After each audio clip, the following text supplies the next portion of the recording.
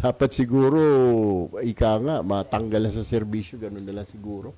Kasi hindi paulit-ulit. Biro mo, panahon pa ni Senator Miriam, nag-file na siya pero patuloy pa rin. At least nabawas-bawasan nga, di ba?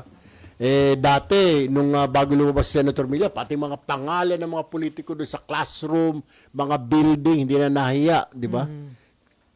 Bakit mo papangalanin yung classroom dahil pondo mo o dahil ikaw ang naghanap ng pondo? Why will you name that classroom under your name or your father's name? Hindi mo naman pera yun. Kung pera mo, then that's time, ilagay mo yung pangalan mo, di ba?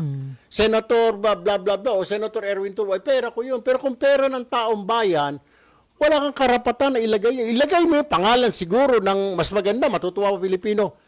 Filipino Public School, Elementary School, or Philippines Public Elementary School, or Kawayan Public School, or Batangas Public School. Ba't mo ilalagay yung pangalan mo? Marami yung ganun eh. Mabuti nga nag-file po si Senator Miriam na mga nabawasan na putol.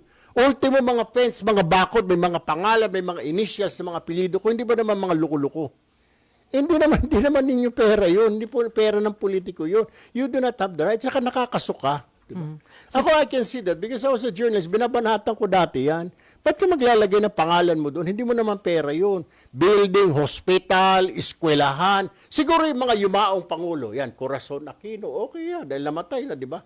O Benigno Aquino, okay yan. O, pero ilalagay mo, buhay ka pa, ikaw mismo, congressman ganito, senator ganito.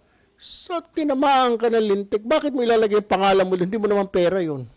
So sir, ang penalty immediately tanggal sa pwesto o may suspension muna? May suspendihin ka muna habang iniimbestigahan ka. Siguro that's the part to stop this once and for all. Paulit-ulit ilang taon na ito eh.